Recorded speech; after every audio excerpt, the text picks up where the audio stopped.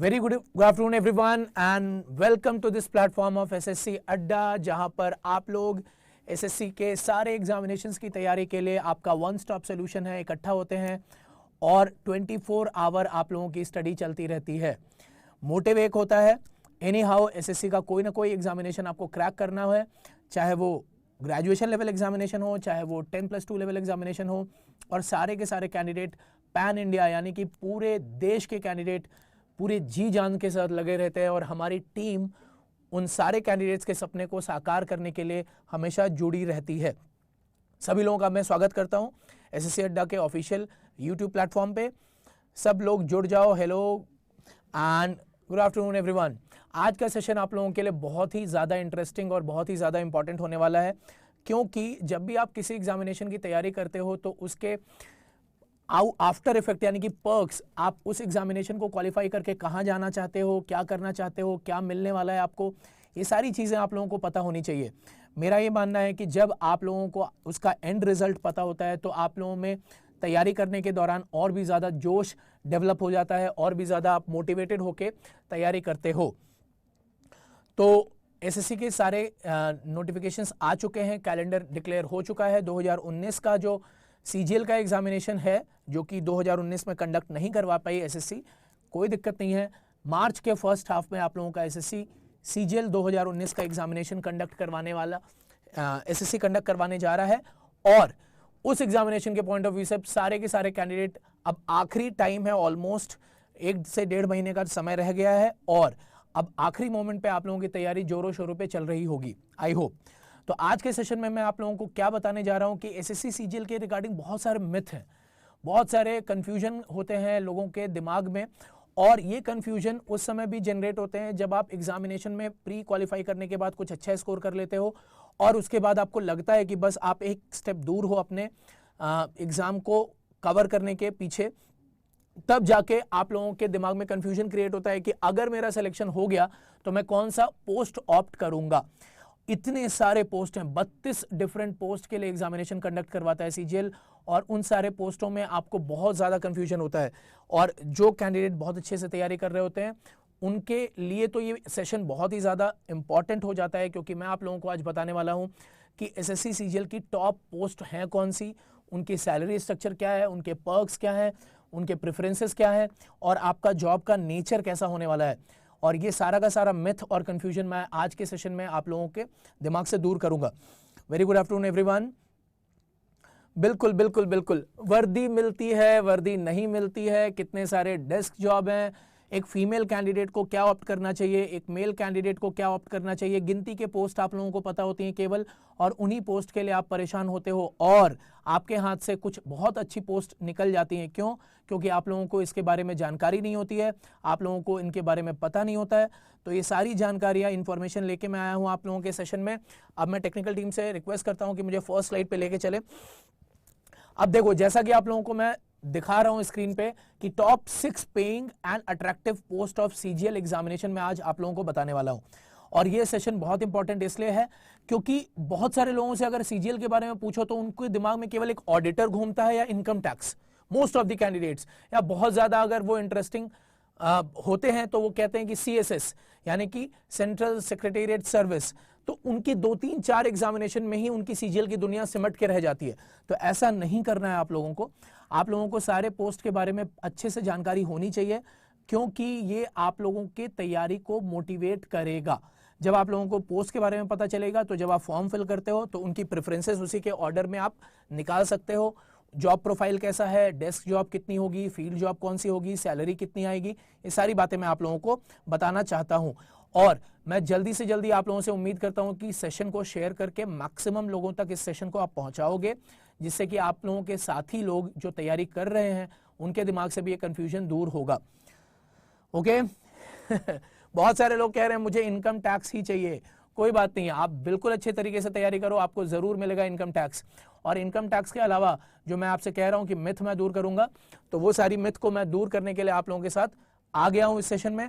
अब मैं आप लोगों को पहले थोड़ा सा ब्रीफ इंट्रोडक्शन देना चाहता हूं सीजीएल एग्जामिनेशन के बारे में, कि क्या है सीजीएल, उसकी खासियत क्या है, उसको किस और नाम से जाना जाता है। ये सारी बातें मैं आप लोगों को सबसे पहले बताऊंगा, उसके बाद मैं आप लोगों को टॉप 6 पोस्ट तक लेके जाऊंगा।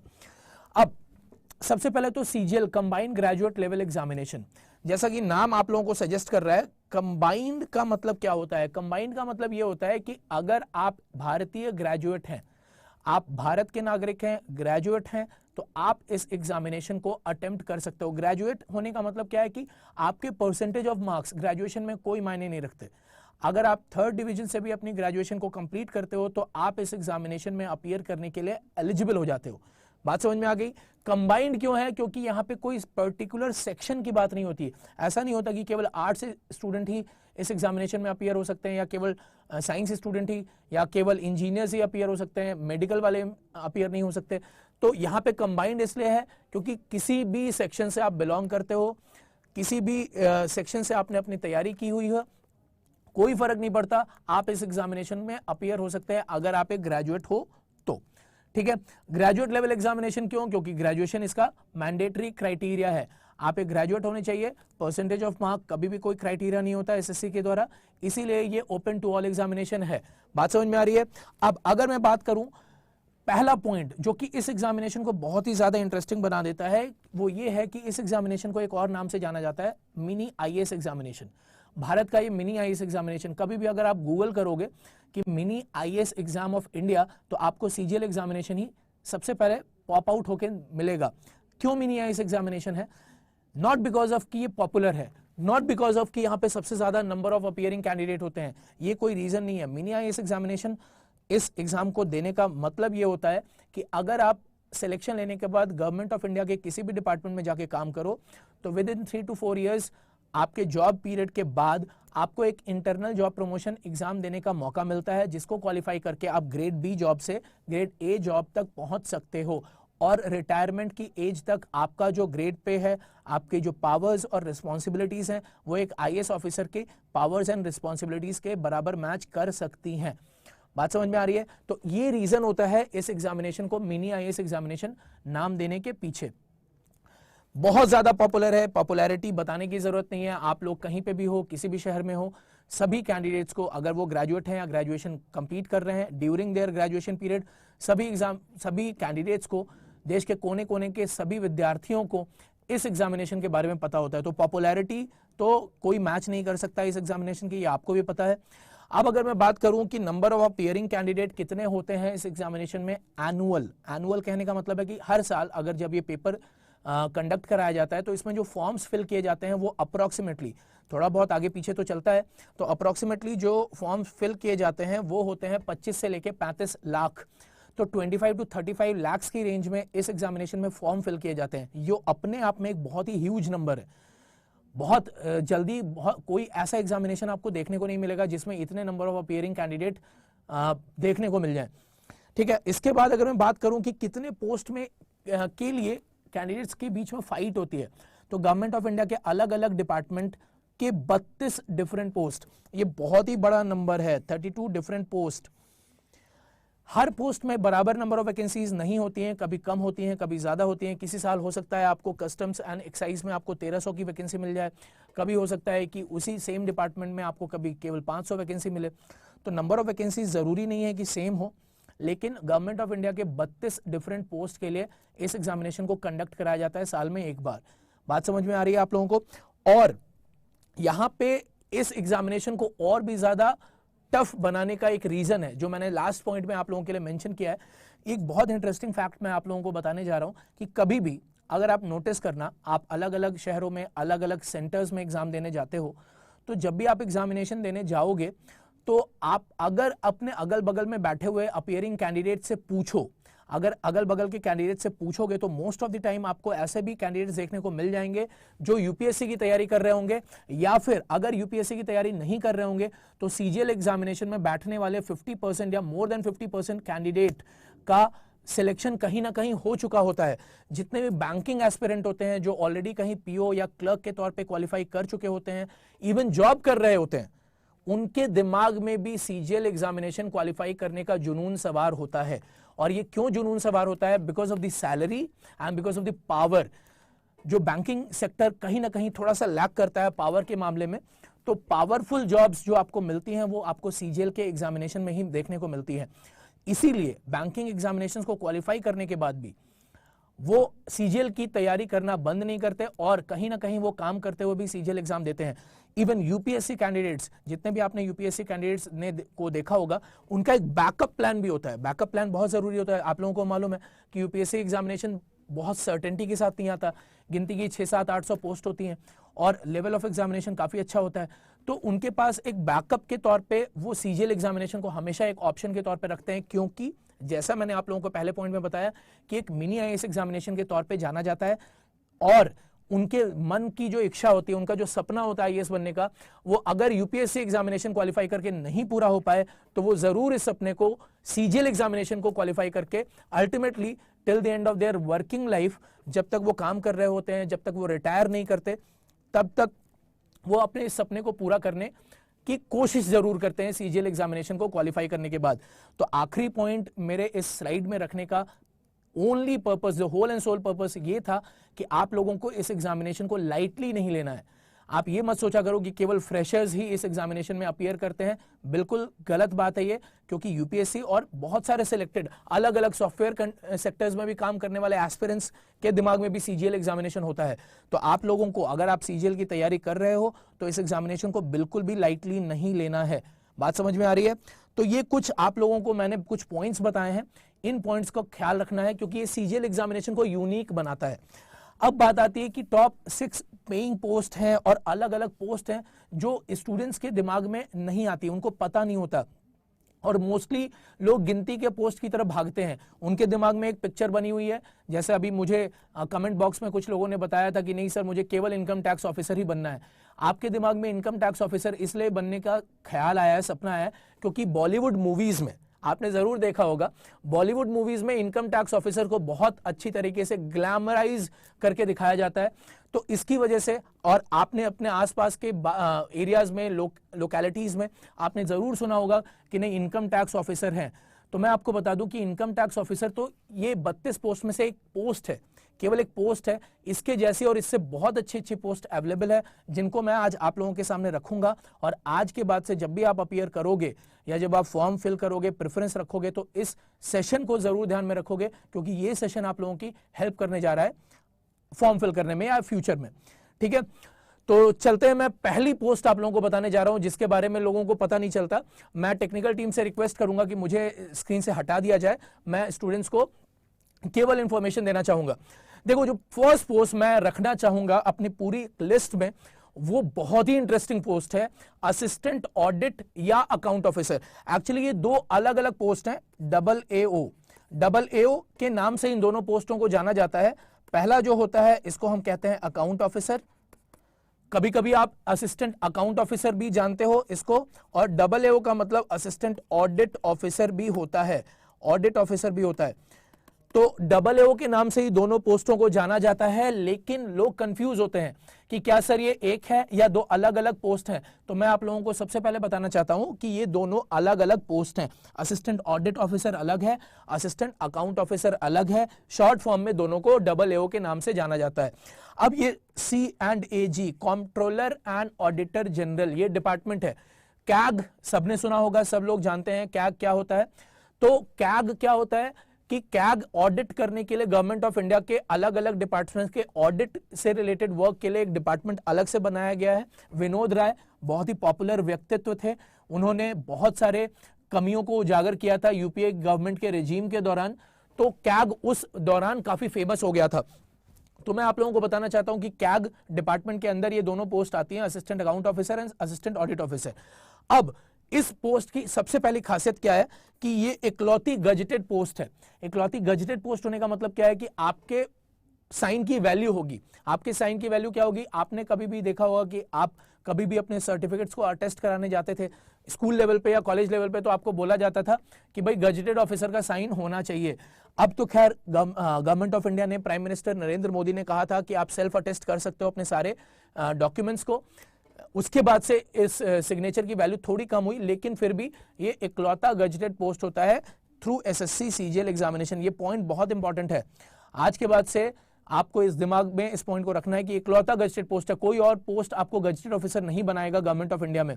ठीक है, अब अगर मैं बात करूंगा 7th पे कमीशन में, तो 7th पे कमीशन के बाद यही इकलौता पोस्ट है जो कि लेवल 8 में आपकी सैलरी को लेके जाएगा। अलग अलग लेवल बने होते हैं गवर्नमेंट ऑफ इंडिया में, तो लेवल 8 में लेके जाने वाला ये इकलौता पोस्ट होता है आपको।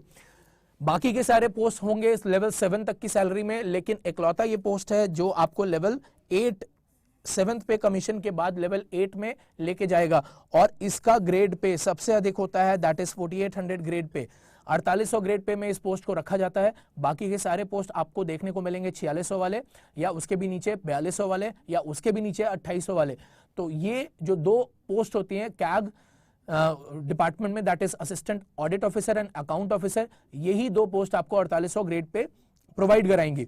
अब अगर मैं बात करूंगा कि इन हैंड मंथली सैलरी कितनी होती है, तो आप लोगों की इन हैंड मंथली सैलरी यहां पे आपके स्क्रीन पे है, जो कि 63 से लेके 65,000 तक मिलती है। वो लोकेशन टू लोकेशन वैरी करता है। जो मंथली सैलरी होती है आपकी सिटी के अलावेंसेस वैरी करते हैं, लेकिन आपको एक रफ आइडिया अगर मैं बताऊं तो 63 से लेके 65,000 के बीच में इसकी सैलरी लाई करती है, वैरी करती है। तो एक फ्रेशर के लिए अपने एक जॉब करियर की स्टार्टिंग में अगर आपको 63 to 65,000 की सैलरी मिल जाए एज अ गजेटेड ऑफिसर, तो इससे अच्छी बात क्या होगी। अब अगर मैं बात करूंगा कि इसके अलावा कुछ अलावेंसेस इस पोस्ट में अलग मिलते हैं, that is newspaper allowances and touring allowances. Touring allowances का मतलब क्या है, टूर क्यों करना पड़ेगा, कि मैंने आप लोगों को क्या बताया था कि गवर्नमेंट ऑफ इंडिया के अलग अलग डिपार्टमेंट में आपको ऑडिट करना होगा, और जब अगर आप ऑडिट से रिलेटेड एक्टिविटी में इन्वॉल्व होगे तो जाहिर सी बात है कि आपको अलग अलग शहरों में जाना पड़ेगा और घूमना भी पड़ सकता है, तो ये टूरिंग अलावेंसेस मिलते हैं। अब अगर मैं बात करूं टूरिंग अलावेंसेस कितने हो सकते हैं, तो 1800 रुपए पर डे के हिसाब से आपको टूरिंग अलावेंसेस भी मिलते हैं। तो अगर आपने एक हफ्ते का टूर किया तो अप्रोक्सीमेटली 14,000 to 15,000 आपकी सैलरी एक्स्ट्रा क्रेडिट होगी आपके अकाउंट में, जो कि एक बहुत बड़ी बात होती है। ठीक है, अब यहां पे अगर मैं अगले पॉइंट की बात करता हूं आपसे, तो x class metro cities, x class, देखो 3 क्लास के मेट्रो सिटीज होते हैं, एक्स, वाई एंड जेड। बात समझ में आ गई। एक्स मेट्रो सिटीज में आपके metropolitan cities, very smart cities को रखा जाता है, जैसे दिल्ली, जैसे आपके सामने मुंबई हो गया। ये सारे के सारे जो मेट्रो सिटीज होते हैं इनको एक्स क्लास मेट्रो सिटीज में रखा जाता है।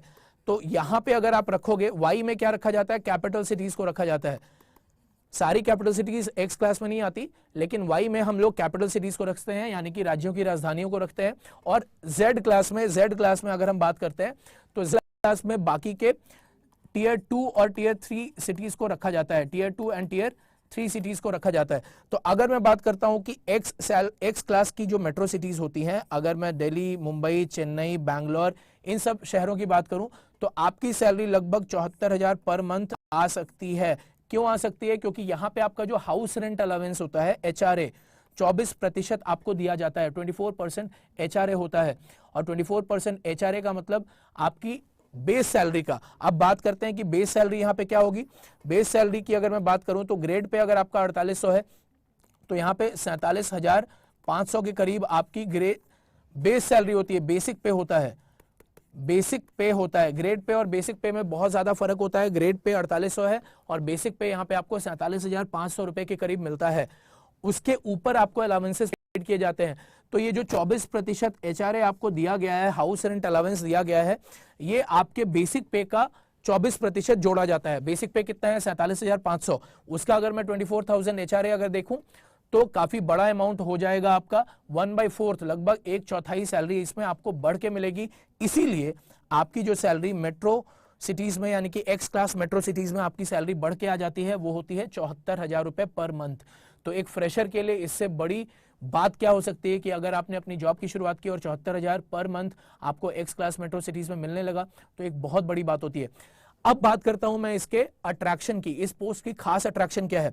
खास अट्रैक्शन यह है कि आप जब भी AAO के तौर पे अपॉइंट होते हो किसी भी डिपार्टमेंट में, तो आपको 4 साल के अंदर यहां पे लेवल 9 की सैलरी तक पहुंच जाते हो। अब लेवल 9 क्या होता है, मैं आप लोगों को बताता हूं कि लेवल 9 क्या होता है। लेवल 9 यहां पे 5400 ग्रेड पे तक पहुंचा देता है आपको, 5400 ग्रेड पे तक पहुंचा देता है लेवल 9। ये अपने आप में बहुत बड़ी बात होती है। 5400 ग्रेड पे क्या होता है, एक PCS ऑफिसर की स्टार्टिंग ग्रेड पे सैलरी होती है। PCS ऑफिसर मुझे बताने की जरूरत नहीं है, स्टेट लेवल में जितने भी एडमिनिस्ट्रेटिव जॉब्स होती हैं हर स्टेट की, हर राज्य की, तो वो PCS ऑफिसर की ग्रेड पे मानी जाती है। 5400 ग्रेड पे एक लेवल 9 की ग्रेड पे जॉब होती है। 4 साल के अंदर, 4 साल के बाद आपको AAO की सैलरी को लेवल 9 तक पहुंचाया जा सकता है। अब अगर मैं बात करता हूं कि प्रमोशन कैसे होंगे आपके, तो AAO के बाद आप सीधे AO बनोगे और AO बनने के बाद आपको सीनियर AO बनाया जाएगा। और सीनियर AO का मतलब जो असिस्टेंट वर्ड है, असिस्टेंट वर्ड हट जाएगा, अब आप ऑडिट ऑफिसर बन जाओगे या तो फिर आप अकाउंट ऑफिसर बन जाओगे। और ऑडिट ऑफिसर या अकाउंट ऑफिसर बनने का मतलब हो गया कि आप ग्रेड A में चले गए।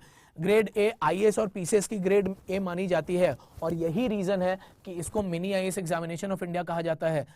CGL एग्जामिनेशन को मिनी IAS एग्जामिनेशन कहने का सीधा सीधा पर्पस क्या है कि आप 2 प्रमोशन के बाद सीधे ग्रेड A में चले जाओगे, ठीक है। हाँ, थोड़ा सा इसमें वर्कलोड जरूर होता है।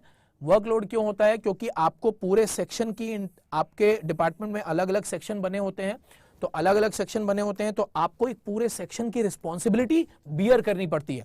तो पूरा का पूरा एक सेक्शन संभालने को मिल सकता है आपको। Desk job plus field job दोनों का कॉम्बिनेशन है ये। अगर मैं AAO की पोस्ट की बात करूं तो ये desk job plus field job. Field job क्यों है? क्योंकि आपके सामने साफ साफ लिखा हुआ है कि टूरिंग अलाउंसेस भी हैं। देखो यहाँ पे लिखा हुआ है आपके सामने कि टूरिंग अलाउंसेस भी हैं। तो टूरिंग अलाउंसेस कब मिलेंगे? जब आप टूर करोगे, दूसरे डिपार्टमेंट्स में ऑडिट करने के लिए जाओगे। बात समझ में आ रही है? तो ये फीमेल कैंडिडेट्स और मेल कैंडिडेट्स दोनों के लिए मैं सुटेबल जॉब मानता हूं, क्योंकि इसमें मिक्सअप होता है, डेस्क जॉब भी है प्लस टूरिंग जॉब भी है। तो आप इस पोस्ट को अपने प्रेफरेंस ऑर्डर पे पहले स्थान पर रख सकते हो, बिल्कुल पहले स्थान पर रखा जा सकता है। Assistant audit officer and account officer in CAG. CAG का मतलब क्या होता है? Controller and auditor general. बात समझ में आ रही है? तो कैग डिपार्टमेंट जो कि ऑडिट डिपार्टमेंट है, इसकी एक बहुत ही अच्छी पोस्ट होती है। और आप सैलरी स्ट्रक्चर देख सकते हो कि 63 से 65 हजार इन हैंड मंथली सैलरी मिलेगी, और एक्स क्लास मेट्रो सिटीज में आपकी सैलरी 74,000 जा रही है। बेसिक पे आपके सामने बना हुआ है, 47,500 का बेसिक पे यहां पे मिलता है। ओके, अब मैं आप लोगों को ले चलता हूं पोस्ट नंबर 2 पे। पोस्ट नंबर 2 का मतलब क्या है? यहां पे मेरे अकॉर्डिंग जिस पोस्ट के बारे में लोगों को बहुत ही ज्यादा कंफ्यूजन रहता है, मिनिस्ट्री ऑफ एक्सटर्नल अफेयर्स, यानी कि भारत का विदेश मंत्रालय। और विदेश मंत्रालय में एक पोस्ट आपको दी जाती है CGL एग्जामिनेशन के through, assistant section officer in ministry of external affairs. अब अगर मैं बात करता हूं कि मिनिस्ट्री ऑफ एक्सटर्नल अफेयर्स, बहुत सारे कैंडिडेट मुझसे पूछते हैं या उनके दिमाग में कंफ्यूजन होता है कि सर अगर मैं विदेश मंत्रालय में जॉब करूंगा तो क्या मुझे विदेश जाने का मौका मिलेगा या नहीं, और अगर मुझे विदेश जाने का मौका मिलेगा तो ये मौका मुझे कितने वर्षों तक के लिए मिलेगा? क्या मुझे वापस भारत में आना पड़ेगा? क्या हमेशा के लिए वहां पे मुझे बसना होगा? बहुत सारे दिमाग में कंफ्यूजन होते हैं। तो इन सारे कंफ्यूजन्स को मैं आप लोगों के सामने से क्लियर कर देता हूं। पहली चीज, ये ग्रेड B जॉब है, और मैंने आप लोगों को बताया था कि AAO यानी कि असिस्टेंट ऑडिट या अकाउंट ऑफिसर ही इकलौती गजेटेड पोस्ट है। तो आपकी ग्रेड B पोस्ट है, नॉन गजेटेड पोस्ट है, इस चीज का ख्याल रखेंगे। अब सारी की सारी पोस्टें जो आपके सामने आगे आएंगी वो सारी की सारी नॉन गजेटेड पोस्ट हैं। सैलरी लेवल 7, एक लेवल आप घट गए। AAO की अगर मैं बात कर रहा था तो वहां पे सैलरी मैंने आपको लेवल 8 पे रखा हुआ था, यहां पे आपकी जो सैलरी है वो लेवल 7 पे है। आपका ग्रेड पे जाएगा 4600। बेसिक सैलरी मैं आप लोगों को बता देता हूं, बेसिक सैलरी आपके सामने 44,500 तक जाएगी। बेसिक सैलरी कितनी होगी? 44,500 तक की आपकी बेसिक सैलरी होगी। तो बेसिक सैलरी 44,500 की होगी। 4600 ग्रेड पे है, 200 ग्रेड पे कम है, इसीलिए आपकी बेसिक सैलरी पे फर्क पड़ा हुआ है। पिछली बार यानी कि AAO assistant account officer and assistant audit officer की जो बेसिक सैलरी थी वो 47,500 की रेंज में थी। यहां पे आपकी जो बेसिक सैलरी है वो है 44,500। अब अगर मैं ग्रॉस पे का मतलब क्या होता है? सारे के सारे अलाउंसेस मिलाने के बाद जो आपका ग्रॉस पे होता है वो लगभग 70,500 तक बनता है, लेकिन उसमें कुछ डिडक्शंस होते हैं, और डिडक्शंस के बाद यहां पे आपकी सैलरी लगभग 60,000 के करीब मिलती है आपके हाथ में। 59,500 यानी कि लगभग 60,000 रुपए आपकी इन हैंड सैलरी आएगी। ये आप लोगों को मिनिस्ट्री ऑफ एक्सटर्नल अफेयर्स में देखने को मिलेगा। लेकिन इसके अलावा बहुत सारे अट्रैक्शंस हैं। अब मैं आप लोगों को बारी बारी से उन सारे अट्रैक्शंस के बारे में बताना चाहूंगा। सबसे पहली बात यह है कि यहाँ पे foreign postings and assignment for 3 years. जो आप लोगों के दिमाग में होता है कि sir ministry of external affair में जाने का मतलब क्या हमेशा मैं विदेश में जाऊंगा? तो बिल्कुल नहीं, आपको 3 साल के लिए फॉरेन पोस्टिंग मिलेगी। 3 साल के लिए, केवल 3 साल के लिए आपको विदेश में जाने की जरूरत होगी, और 3 साल के बाद आपको वापस भारत में आने का मौका मिलेगा। बात समझ में आ गई है? तो ये एक अपने आप में अट्रैक्टिव फीचर बनाता है इस पूरे के पूरे पोस्ट को। ठीक है। और सबसे पहली बात कि जब आप फॉरेन पोस्टिंग में जाते हो तो फॉरेन पोस्टिंग में जाने के बाद आपको एडिशनल सैलरीज भी मिलती हैं, एडिशनल सैलरी मिलती है, क्योंकि विदेशों में आपके खर्चे बढ़ेंगे। 3 साल के लिए भी आप अगर जाओगे तो विदेश में आपके खर्चे बढ़ेंगे। और ये मैंने आपके आखिरी पॉइंट में आपको मेंशन करके बताया, these allowances can add up to $3,000 per month depending on country. वो वैरी कर सकता है, कभी $2,000 भी मिल सकता है, आपके कंट्री पे डिपेंड करता है कि वो कितनी ज्यादा डेवलप्ड कंट्री है या कितनी डेवलपिंग कंट्री है, या अभी थर्ड वर्ल्ड कंट्री में आपको पोस्टिंग मिली है, क्योंकि पूरा का पूरा ग्लोब आपके लिए ओपन होता है पोस्टिंग के लिए। 3 साल की पोस्टिंग होती है, तो ये posting maximum up to $3,000 per month. और $3,000 पर मंथ का मतलब समझ गए, आपके $1 की वैल्यू 70 रुपीज चल रही है अप्रोक्सीमेटली, तो इंटू 70 आप कर सकते हो, तो 2,10,000 रुपए तो आपके ऐसे ही मिल गए। तो ये अलाउंसेस आपके बढ़ के मिल जाएंगे। इसके बाद अगर मैं बात करता हूं कि फॉरेन पोस्टिंग जो होती है वो 3 साल की होती है अप्रोक्सीमेटली, और 2 साल कुछ हार्ड कंट्रीज में भी हो सकती है। अब हार्ड कंट्रीज का मतलब यहाँ पे क्या है, हमेशा जरूरी नहीं है कि आपको अमेरिका में या इंग्लैंड में या फ्रांस में या जर्मनी में ही पोस्टिंग देखने को मिलेगी। हो सकता है कि आपकी पोस्टिंग अफगानिस्तान में हो जाए, हो सकता है कि आपकी पोस्टिंग इराक में, ईरान में भी हो जाए। तो ये हार्ड कंट्रीज में भी पोस्टिंग के लिए आपको रेडी रहना पड़ेगा, ठीक है। और उसके बाद आपको दिल्ली के हेडक्वार्टर में भी आपको पोस्टिंग देखने को मिलेगी 3 साल के लिए, यानी कि 3 साल के लिए आप बाहर जाओगे और 2 साल, उनमें से 2 साल आपको हार्ड कंट्री में भी भेजा जा सकता है। Hard countries in terms of their living standards, मैं हार्ड कंट्रीज उनकी बात करता हूं जहां पे थोड़ा सा आपको टफ फील हो सकता है, माहौल आपको टफ मिल सकता है इन टर्म्स ऑफ सिक्योरिटी, या आपके दिमाग में जो उनके बारे में पिक्चर बनी हुई है, परसेप्शन बना हुआ है, उन सब चीजों को लेके मैं उनको हार्ड कंट्रीज की कैटेगरी में रखता हूं। हेडक्वार्टर पोस्टिंग आपको नई दिल्ली में भी मिलेगी 3 साल के लिए, तो 6 साल तक की आपकी जो जॉब होती है वो काफी सिक्योर और बहुत अच्छी मिल जाती है। और जरूरी नहीं कि केवल 3 साल, अगर आपने काम अच्छी तरीके से किया तो आपकी हेडक्वार्टर पोस्टिंग को बढ़ाया भी जा सकता है, तो दिल्ली में आपका स्टे बढ़ भी सकता है। इस चीज का आपको ध्यान रखना है। अब अगर मैं बात करता हूं तो शॉर्ट टर्म फॉरेन ट्रैवल, अगर मैं बात करूं इसका एक और बहुत इंटरेस्टिंग फीचर क्या है इस पोस्ट का, कि आपके विदेश मंत्री या आपके प्रधानमंत्री, यानी कि भारत के जो प्रधानमंत्री हैं और विदेश मंत्री, एक पूरे का पूरे डिप्लॉय करते हैं, पूरी एक टीम डिप्लॉय करते हैं, तैनात की जाती है जब भी उनकी कोई फॉरेन विजिट होती है। विदेश यात्रा के दौरान पूरी टीम उनके साथ चलती है। जैसे ब्रिक्स समिट हो गया तो पूरी टीम जा रही है, ठीक है। प्राइम मिनिस्टर के विजिट्स होते हैं, बाइलैटरल द्विपक्षीय वार्ताएं होती हैं और विदेशी दौरे होते हैं, तो उन दौरों में भी आप उस टीम का हिस्सा बन सकते हो, ठीक है। तो यहां पे अगर मैं बात करता हूं कि शॉर्ट टर्म फॉरेन ट्रैवल, तो उसमें भी आपको इन्वॉल्वमेंट मिल सकता है, इन्वॉल्व किया जा सकता है, आपको टीम में रखा जा सकता है। तो रेगुलर फॉरेन विजिट्स में भी आप इन्वॉल्व हो सकते हो, ठीक है। अब मैं अलाउंसेस की अगर मैं बात करता हूं तो अलाउंसेस यहां पे हैं बहुत सारे। डेली अलाउंसेस मिलेंगे, हीटिंग अलाउंसेस क्यों मिलेंगे, जब आप किसी ठंडे देश में आपकी पोस्टिंग होती है, जैसे कि स्कैंडिनेवियन कंट्री है, नॉर्वे हो गया, डेनमार्क हो गया, स्वीडन हो गया, नॉर्दर्न यूरोप की जो कंट्रीज होती हैं वहां पे बहुत ज्यादा आपको ठंड महसूस होती है, तो वहां पे एक अलग तरीके का अलाउंस आपके सैलरी में जोड़ा जाता है, वो होता है हीटिंग अलाउंसेस। इसको जान के आप लोगों को हंसी आ रही होगी, सुन के हंसी आ रही होगी, लेकिन जरूरी हो जाता है। जैसे कि इंडियन आर्मी के जो ऑफिसर्स लेह और लद्दाख में पोस्टेड होते हैं या करगिल में पोस्टेड होते हैं, या जितने भी हार्ड लोकेशंस होते हैं वहां पे पोस्टिंग होती है, तो उनके अलाउंसेस को बढ़ा दिया जाता है, उनकी सैलरी को बढ़ा दिया जाता है। कोल्ड अलाउंसेस भी होते हैं, हीटिंग अलाउंसेस भी होते हैं, housing allowances, education allowances for children. अगर 3 साल के लिए आपकी पोस्टिंग बाहर होती है और आपके बच्चों की स्कूल की पढ़ाई प्रभावित ना हो और वहां की जो फीस होती है वो अगर ज्यादा बढ़ के मिलती है, तो उसकी फीस को काउंटर करने के लिए आपके बच्चों के एजुकेशन अलाउंसेस को भी बियर करती है गवर्नमेंट ऑफ इंडिया। तो ये सारे अलाउंसेस इस पोस्ट को और भी ज्यादा इंटरेस्टिंग बना देते हैं इन टर्म्स ऑफ सैलरी।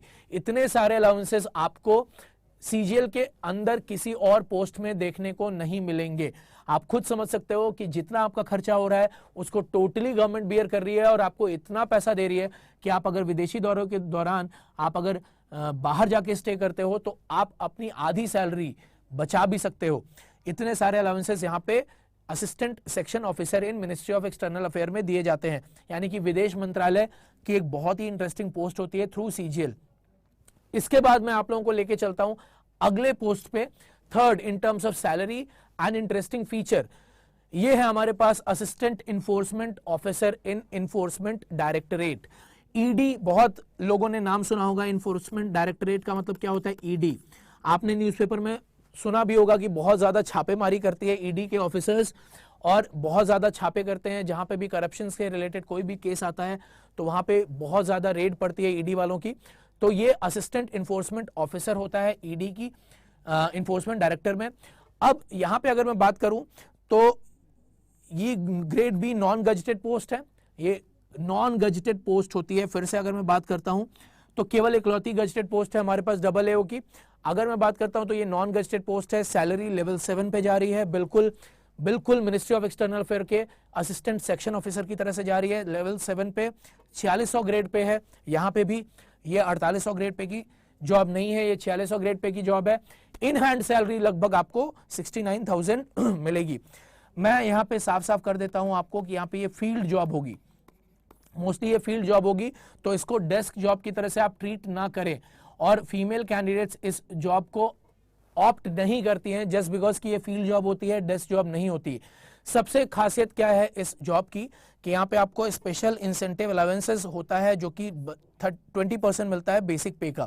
और बेसिक पे आपके पास कितना पहुंच सकता है, 43,700 से 44,500 तक का आपको बेसिक पे मिलता है। तो इसका अगर आप 20% अगर आप निकालोगे तो ये आपके सैलरी बेसिक पे में ऐड हो जाएगा। इसीलिए आपकी जो इन हैंड सैलरी होती है वो लगभग 69,000 मिलती है आपके इनिशियल लेवल पे।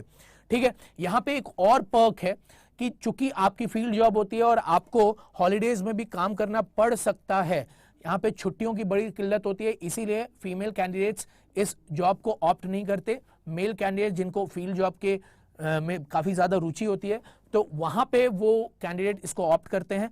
तो इसमें 1 महीने की सैलरी आपको एक्स्ट्रा प्रोवाइड की जाती है। इसीलिए यहाँ पे मैंने इस पॉइंट को रखा हुआ है कि 13th मंथ सैलरी आपको 1 महीने की एक्स्ट्रा सैलरी आपको प्रोवाइड की जाएगी। अब इस पोस्ट की एक और खासियत क्या है कि प्रमोशन इसमें लगभग फास्टेस्ट होता है।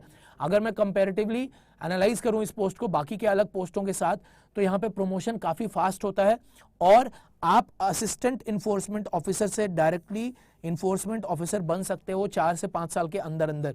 अलावेंसेस की अगर मैं बात करूंगा तो चूंकि आपको टूर करना होगा, फील्ड जॉब होगी, तो टूरिंग अलावेंसेस भी आपको काफी देखने को मिलेंगे। टूरिंग अलावेंसेस फिर से मैं आपको बता दूं 1800 पर डे से लेके 2000 पर डे तक की टूरिंग अलावेंसेस आपको देखने को मिल सकते हैं। 1800 से 2000 रुपए पर डे की आपकी टूरिंग अलावेंसेस होती हैं, फील्ड जॉब होती है।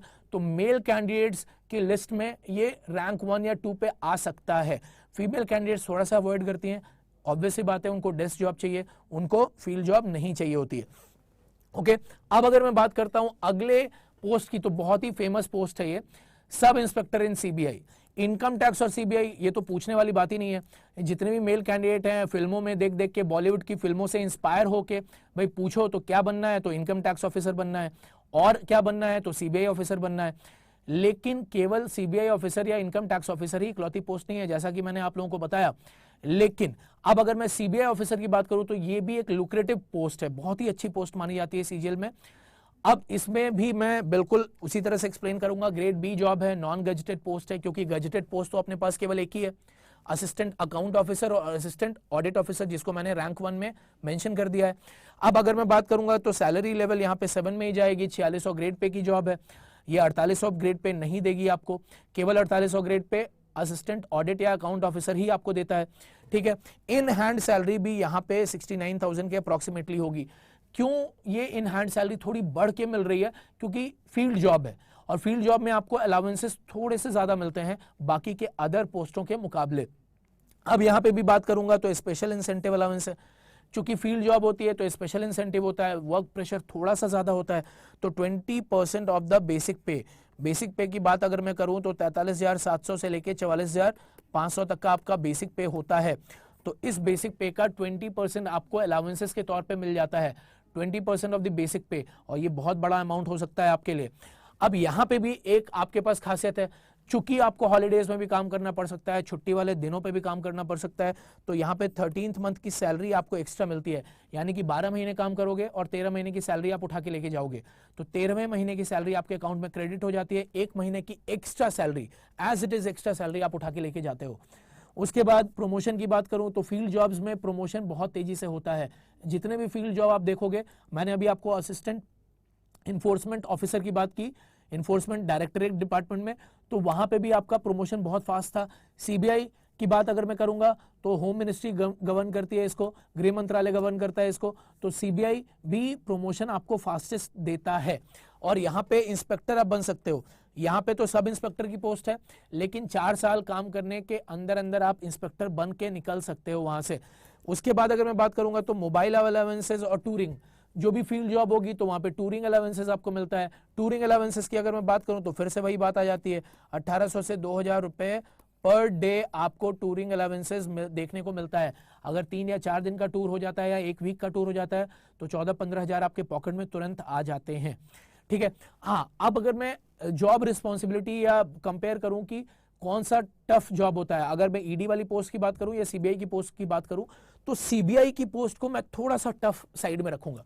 क्यों? क्योंकि आपके केसेस, जिस तरह के केसेस सीबीआई हैंडल करती है, high profile cases CBI handle करती है, तो वहां पे हो सकता है कि आपको थोड़ा सा ज्यादा हेडेक मिले, और इस हेडेक को फीमेल कैंडिडेट्स अवॉइड करती हैं जनरली अगर देखा जाए तो मेल कैंडिडेट्स इस पोस्ट को प्रेफर करते हैं। वर्क प्रोफाइल की अगर मैं बात करूंगा तो ईडी से थोड़ा सा ज्यादा टेंशन आपको या टफ वर्क लाइफ आपको देखने को मिलेगी। ठीक है, जिन लोगों को एडवेंचर पसंद है, अपनी लाइफ में एडवेंचर पसंद है, उनके लिए तो मैं हाईएस्ट वैल्यू पे रिकमेंड करूंगा इसको। साफ साफ मैंने लिख दिया आप लोगों के लिए कि this post is very good for adventure seekers. आपको अपनी लाइफ में, जिंदगी में एडवेंचर चाहिए, आपकी जिंदगी बोरिंग नहीं बनानी है, डेस्क जॉब आपको नहीं करनी है, तो this is very good for adventure seekers. ठीक है, अब उनके लिए नहीं है कि जो आए सुबह 9:30 से 5:30 का डेस्क जॉब करने की उनका मन है, या उनका पूरा का पूरा मोटो है कि सुबह 9:30 बजे आएंगे, 5:30 बजे बैग उठा के चले जाएंगे, बीच में लंच भी कर लेंगे टाइम पे, तो वैसे कैंडिडेट्स के लिए, या जिनको आगे यूपीएससी की भी प्रिपरेशन करनी है या आगे अभी और टारगेट है अपनी लाइफ में, तो उनके लिए ये जॉब बिल्कुल नहीं है, क्योंकि फिर आपको टाइम नहीं मिलेगा, वर्क लाइफ थोड़ी सी हेक्टिक हो जाएगी आपकी। ठीक है, रेस्पेक्ट एंड पावर की तो बात ही क्या करनी है, आपको बताने की जरूरत नहीं है कि सीबीआई इंस्पेक्टर का टैग, अगर आप कहीं पे भी अपना आई कार्ड निकाल के दिखाओ कि आप सब इंस्पेक्टर हैं सीबीआई में या आप इंस्पेक्टर हैं सीबीआई में, तो किस तरह का रिस्पेक्ट आपको देखने को मिलता है और किस तरह की पावर आपके हाथों में होती है, तो ये तो मुझे बताने की जरूरत नहीं है, आप लोग इतने मैच्योर हो। ठीक है, अब अगर मैं बात करता हूं तो सीबीआई की जो ट्रेनिंग होती है, इस पोस्ट की एक और खासियत है कि जो आपका ट्रेनिंग मॉड्यूल होता है 9 महीने का, 9 मंथ का आपका ट्रेनिंग मॉड्यूल डिजाइन करती है गवर्नमेंट ऑफ इंडिया, ये बहुत इंटरेस्टिंग होती है। ये बेस्ट ट्रेनिंग मॉड्यूल है सीजीएल की जितनी भी जॉब्स हैं उनमें, अगर मैं कंपेयर करूं तो बेस्ट ट्रेनिंग मॉड्यूल होता है सीबीआई की जॉब का। मैं आप लोगों को कुछ तस्वीरें दिखाना चाहूंगा यहाँ पे सीबीआई की ट्रेनिंग एकेडमी का, जो कि गाजियाबाद में है, स्थित है सीबीआई ट्रेनिंग एकेडमी। उस ट्रेनिंग एकेडमी की कुछ तस्वीरें देख के आपको खुद समझ में आ जाएगा कि कितनी इंटरेस्टिंग लाइफ आप जीने जा रहे हो क्वालिफाई करने के बाद। ये देखिए कुछ पिक्चर्स हैं, ये सीबीआई ट्रेनिंग एकेडमी की पिक्चर्स हैं जो कि गाजियाबाद में स्थित है। आप गाजियाबाद में जाओगे, किसी से भी पूछोगे सीबीआई ट्रेनिंग एकेडमी कहाँ है, आपको तुरंत वहां पे ले जाके ड्रॉप करेगा। और अगर उसको पता चल गया कि आप सीबीआई ट्रेनिंग एकेडमी के कैडेट हो या आप ट्रेनी हो, तो फिर तो आपके बल्ले बल्ले, हो सकता है कि आपसे वो आने जाने का किराया भी ना ले, आपको फ्री में घूमने फिरने को मौका मिल जाएगा। ठीक है, तो यहां पे अगर मैं बात करूंगा तो ये देखो, ये साफ साफ आपको देखने को मिल रहा है ट्रेनिंग एकेडमी की कुछ तस्वीरें आपको दिखा रहा हूं मैं, और ये कुछ कैंडिडेट्स हैं जिन्होंने अपनी लगन और परिश्रम के साथ इस पोस्ट को हासिल किया और ये ट्रेनिंग करते हुए दिख रहे हैं आपके अलग अलग सेशंस में, जो अलग अलग सेशंस हैं ट्रेनिंग एकेडमी के अंदर, और फिर वो एक प्लेज भी लेते हैं। तो उनकी कुछ तस्वीरें आप लोगों को मैं दिखा रहा हूं। तो इन तस्वीरों से आपको मोटिवेशन लेना है। अगर आप सीजीएल एग्जामिनेशन की तैयारी कर रहे हो तो इन सारी पोस्टों को बताने के पीछे का मेरा मोटिव और मकसद यही है कि आप लोग इन तस्वीरों को देखिए और देखिए कि ये मंगल ग्रह से आए हुए लोग नहीं हैं, ये आपके आसपास के लोग हैं जिन्होंने अपनी मेहनत से इस पोस्ट को अचीव किया है और ये अब इस पोजीशन का लुत्फ उठा रहे हैं, फायदा उठा रहे हैं। और ये देखिए इनके चेहरों पे खुशी। ये ट्रेनिंग एकेडमी 2017 बैच की ट्रेनिंग एकेडमी, 16 बैच की ट्रेनिंग एकेडमी की तस्वीर है जो कि 17 में ली गई थी। उनके चेहरों पे खुशी देखिए और एक स्काई लाइन व्यू देख सकते हैं आप लोग यहाँ पे ट्रेनिंग एकेडमी का। ओके, नेक्स्ट अगर मैं बात करूंगा तो examiner in central board of indirect taxes and customs. Examiner की पोस्ट भी आप लोगों ने काफी ज्यादा सुनी होगी, ये भी बहुत अच्छी लुक्रेटिव पोस्ट होती है। Central board of indirect taxes and customs में ये मानी जाती है, इस डिपार्टमेंट की ये पोस्ट होती है एग्जामिनर की। फिर से अगर मैं बात बताऊं आपको तो ये ग्रेड बी की पोस्ट है, नॉन गजेटेड पोस्ट है, सैलरी लेवल 7 पे जाती है, 4600 ग्रेड पे है, बिल्कुल सिमिलर है 4600 ग्रेड पे की जहां कहीं भी बात होगी वो यानी कि लेवल 7 की पोस्ट होगी। ग्रेड बी जॉब है, नॉन गजेटेड पोस्ट है, केवल 2 ही पोस्ट ऐसी होती हैं जो कि गजेटेड ऑफिसर आपको बनाती है, बाकी सारी नॉन गजेटेड है। तो ये 2 पॉइंट तो बिल्कुल पिछले पोस्टों की तरह से यहाँ पे भी कॉमन है। यहाँ पे अगर मैं सैलरी की बात करूंगा तो ये सैलरी आपको इन हैंड आपके सामने, ग्रॉस सैलरी की बात नहीं कर रहा हूं मैं, इन हैंड सैलरी आपके अगर हाथ में आने वाली होगी तो लगभग 60,000 के आसपास होती है। कोस्टल एरियाज में पोस्टिंग होती है, सबसे बड़ी बात क्या होती है, एग्जामिनर्स की जो पोस्टिंग होती है कोस्टल एरियाज में होती है। कस्टम्स, जाहिर सी बात है जितने भी इंपोर्ट एंड एक्सपोर्ट में जो गुड्स आते हैं उनको एग्जामिन करने का आपका जॉब प्रोफाइल होता है। बहुत सारे लोगों को इसके बारे में, काम करने के तरीके के बारे में नहीं पता है, तो मैं आप लोगों को बताता हूं कि जितने भी गुड्स होते हैं उनको इंपोर्ट एंड एक्सपोर्ट करने के दौरान जब एग्जामिन करने की बारी आती है तो ये आपकी रिस्पॉन्सिबिलिटी होती है और आप इसके लिए ऑफिसर रिक्रूट किए जाते हैं। ओके, अगर मैं बात करता हूं कि यहाँ पे प्रमोशन की बात है तो ये भी फास्टेस्ट प्रमोशन होता है। कभी कभी तो ये इन्फोर्समेंट डायरेक्टरेट और सीबीआई से भी ज्यादा फास्ट आपको प्रमोशन दे सकता है कुछ केसेस में। कुछ केसेस का मतलब क्या होता है, वो आपके ज्वाइनिंग लोकेशन पे डिपेंड करता है, आपके वर्किंग नेचर पे और वर्किंग एटीट्यूड पे भी डिपेंड करता है। बहुत बार ऐसा देखा गया है कि जितनी देर में सीबीआई ऑफिसर्स की प्रमोशन हुई है उससे पहले ही, काफी पहले ही आपकी प्रमोशन यहाँ पे एग्जामिनर के तौर पे हो सकती है। ठीक है, टूर करना पड़ सकता है तो टूरिंग अलाउंसेस भी हैं और मोबाइल अलाउंसेस भी हैं, तो टूरिंग और मोबाइल अलाउंसेस आपको अलग से मिलता है। ठीक है, अब सेंसिटिव पोस्टिंग होती है तो इसलिए आपको यहाँ पे शिफ्ट में भी काम करना पड़ सकता है। देखो 2 तरीके की पोस्ट होती है, यहाँ पे 2 तरीके की लोकेशन होती है, एक होती है सेंसिटिव लोकेशंस और एक होती है नॉन सेंसिटिव लोकेशंस। मैं आप लोगों को इसके बीच में डिफरेंस बता देता हूं, आप कैसे डिसाइड करते हो कि कब आपको सेंसिटिव लोकेशन मिली है या कब आपको नॉन सेंसिटिव लोकेशन मिली है। जैसे बहुत सारे पोर्ट आपने देखा होंगे काफी बिजी होते हैं, जैसे मुंबई बंदरगाह है तो वहां पे अगर आप पोर्ट देखोगे तो वहां पे काफी बिजी पोर्ट है वो। अगर वहीं पे मैं विशाखापट्टनम की बात करूं तो कंपैरेटिवली थोड़ा सा कम बिजी होता है। जितने भी इंडिया के वेस्टर्न कोस्ट पे पोर्ट होते हैं वो ज्यादातर बिजी होते हैं, क्योंकि वेस्टर्न गल्फ कंट्रीज से या यूरोपियन कंट्रीज से जो जितने भी जहाज आते हैं वो आपको वेस्ट कोस्ट पे, भारत के वेस्ट कोस्ट पे ही आपको देखने को अधिकतर मिलते हैं। ईस्ट कोस्ट कंपैरेटिवली थोड़ा सा कम क्राउडेड होता है, कम बिजी होता है। तो जब आप सेंसिटिव लोकेशन पे आते हो तो वहां पे आपको शिफ्ट में भी काम करना पड़ सकता है। ठीक है, और नॉन सेंसिटिव की बात होती है यानी कि ये डेस्क जॉब होती है। एग्जामिनर की जो जॉब होती है जरूरी नहीं है कि हमेशा फील्ड जॉब हो। नॉन सेंसिटिव लोकेशन की बात करने का मतलब क्या है कि आपको यहाँ पे डेस्क जॉब भी मिल सकती है। तो अगर आपको डेस्क जॉब मिलती है तो वहाँ पे तो आपको रेगुलर शिफ्ट करने को मिलेगा, लेकिन अगर आपके पास सेंसिटिव लोकेशंस आती हैं तो हो सकता है आपको शिफ्ट में डिवाइड कर दिया जाए। 24 घंटे का दिन है तो हो सकता है उसको 3 शिफ्ट में डिवाइड कर दिया जाए। आपको मॉर्निंग शिफ्ट भी मिल सकती है, नाइट शिफ्ट में भी काम करना पड़ सकता है। तो ये एक अपने आप में चैलेंज है जिसको आप अगर उठा सकते हो तो पहले से आपको पता होना चाहिए और फिर उसके अकॉर्डिंग आप इसको ऑप्ट करोगे। ठीक है, powerful job, no doubt powerful job है। आपके सिग्नेचर पे डिपेंड करता है कि कितने गुड्स को आप अलाउ कर रहे हो अंदर आने के लिए, कितने गुड्स को आप अलाउ कर रहे हो बाहर जाने के लिए। आप कमियां निकाल सकते हो जितने भी इंपोर्ट और एक्सपोर्ट होते हैं गुड्स में। अब बहुत सारे लोग इसका गलत फायदा उठाते हैं जो कि नहीं करना चाहिए, करप्शन को बढ़ावा नहीं देना चाहिए। यहाँ पे करप्ट प्रैक्टिसेस से मैं आपको बचने को कहूंगा, क्योंकि गवर्नमेंट ऑफ इंडिया आज की डेट में काफ़ी ज़्यादा सख्त हो गई है। आपने अगर सुना भी होगा कि एग्जामिनर की जो पोस्ट होती है वो काफ़ी पैसे वाली पोस्ट होती है। तो पैसे वाली पोस्ट इसलिए होती है, आपने सुना होगा, क्योंकि भाई आपके साइन पे सब कुछ डिपेंड करता है। तो आपको अलग अलग ऑफर्स मिल सकते हैं, लेकिन मैं कभी भी रिकमेंड नहीं करूंगा कि आप करप्ट प्रैक्टिसेस में इन्वॉल्व होइए, क्योंकि सरकार काफ़ी सख्त है इन मामलों में और आपके पूरे जिंदगी की मेहनत एक झटके में ही समाप्त हो सकती है। तो इन प्रैक्टिसेस में इन्वॉल्व नहीं होना है। सरकार आपको काफ़ी ज़्यादा पावर भी देती है इसमें और पैसा तो मिलता ही मिलता है, तो आपको इन सब की ज़रूरत नहीं होनी चाहिए। Getting my point? ओके, अब अगर मैं बात करता हूं अगले पोस्ट में, यानी कि IB, assistant section officer in IB. इस पोस्ट को लेके बहुत ज्यादा मिथ है। मिथ क्यों है? क्योंकि इसको इंटेलिजेंस ब्यूरो की फील्ड जॉब से, this is not a field job. मैं साफ साफ यहां पे लिख देता हूं कि ये जो असिस्टेंट सेक्शन ऑफिसर की जो पोस्ट होती है आईबी कौन से डिपार्टमेंट, कौन से मिनिस्ट्री के अंदर आता है? गृह मंत्रालय के, मिनिस्ट्री ऑफ होम अफेयर्स, गृह मंत्रालय के अंडर में इस पोस्ट को रखा जाता है। This is not the field job. साफ साफ आपको मैं लिख के बता देता हूं कि ये आपकी फील्ड जॉब नहीं है, ये आपकी टोटली डेस्क जॉब है।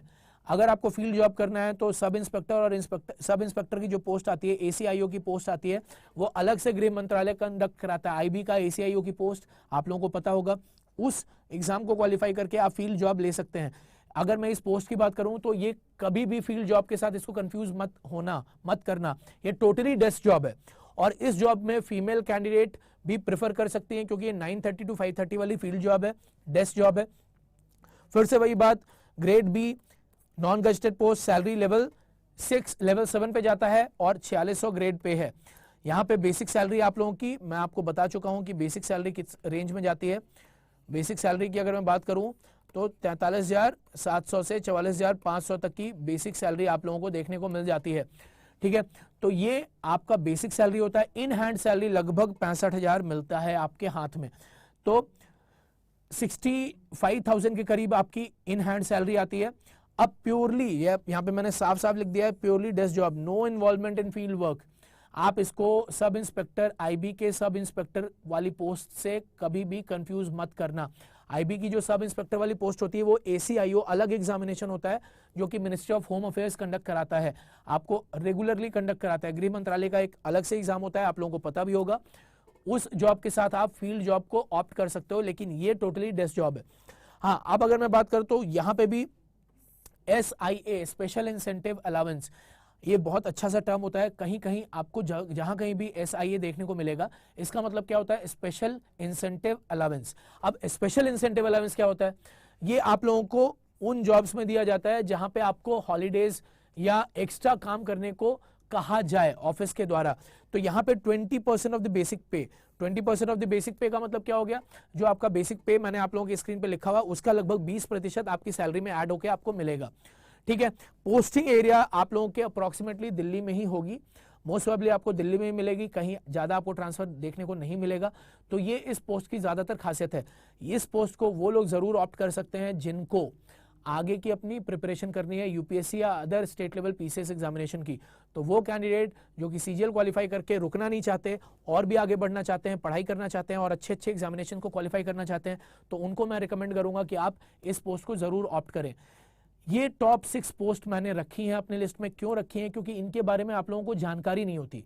अगर आप जानकारी लेना चाहते हो तो आप इनकम टैक्स के बारे में जानते हो, आप CSS के बारे में जानते हो, ये आपके सामने ऑडिटर्स होते हैं, ऑडिटर्स के बारे में जानते हो। तो इतने सारे जो पॉपुलर पोस्ट हैं, उनके अलावा जो लेस पॉपुलर पोस्ट हैं, ये मैंने आप लोगों को टॉप 6 पोस्ट के बारे में बताया। ऐसे ही और भी ज्यादा इंटरेस्टिंग सेशंस के साथ मैं आप लोगों के साथ रेगुलरली जुड़ता रहूंगा। इन 6 के अलावा मैं आप लोगों को आपके डिमांड के अकॉर्डिंग बहुत सारे और पोस्टों की भी जानकारी दूंगा, लेकिन आज के सेशन में अपने आप को मैं यहीं पे रोकता हूं। ये टॉप 6 पोस्ट हैं जो कम पॉपुलर होते हैं, लेकिन यहाँ पे सैलरी, पावर और जॉब प्रोफाइल बहुत ही अच्छी मानी जाती है। इन टॉप 6 पोस्टों का ध्यान रखेंगे आप जब भी आप फॉर्म फिल करते हो। और एक अनाउंसमेंट जाने से पहले मैं आप लोगों के लिए करना चाहता हूं कि store.adda247 पे आप लोगों के लिए एक reasoning special for all examination, एक बैच आ रहा है। इस बैच को आप जरूर फॉलो कर सकते हो। अब reasoning special for all examination का मतलब क्या है कि ये बैच आप लोगों की रीजनिंग को स्ट्रॉन्ग करेगा फॉर बैंकिंग या फॉर SSC या रेलवे या other state level examination. Exam को भूल जाइए, अगर आपके एग्जामिनेशन में रीजनिंग आती है तो आप कौन सा एग्जामिनेशन दे रहे हो इससे कोई फर्क नहीं पड़ता, रीजनिंग एज ए होल इस बैच में कवर करवाया जाएगा। store.adda247 को आप विजिट करके इस बैच को परचेज कर सकते हो और आपके मैक्सिमम डिस्काउंट को अवेल करना है अगर आपको, तो use this code U196। U196 आपका कूपन कोड है जिससे आपको मैक्सिमम डिस्काउंट देखने को मिल जाएगा। और जाने से पहले मैं आप लोगों को बताना चाहता हूं, एक मोटिवेशनल कोड शेयर करना चाहता हूं कि अगर कोई आपसे कहता है कि आप नहीं कर सकते किसी कार्य को, तो मैं तो कहता हूं कि आप एक बार नहीं, आप उसको 2 बार करके दिखाओ। आप एग्जामिनेशन को एक बार क्वालिफाई करो और दूसरी बार उसको दिखाने के लिए क्वालिफाई करो, एंड देन टेक पिक्चर्स। आज के माहौल में पिक्चर्स लेना बहुत ही ज्यादा जरूरी हो गया है। पिक्चर लो, शो करो, उनको प्रूव करो कि यू आर रॉन्ग। आपकी क्रेडिबिलिटी पे, आपकी जो मोटिवेशन है उस पर अगर कोई क्वेश्चन उठाता है तो आप उसको काउंटर कर सकते हो। आपसे मुलाकात होगी डेली 5 बजे से 6 बजे शाम में रीजनिंग वाले सेशन के साथ। Signing off, I am Shitanshu Saurabh, और मैं आप लोगों को और भी अच्छे इंटरेस्टिंग सेशंस के साथ जरूर देखने को मिलूंगा। तब तक के लिए टेक केयर।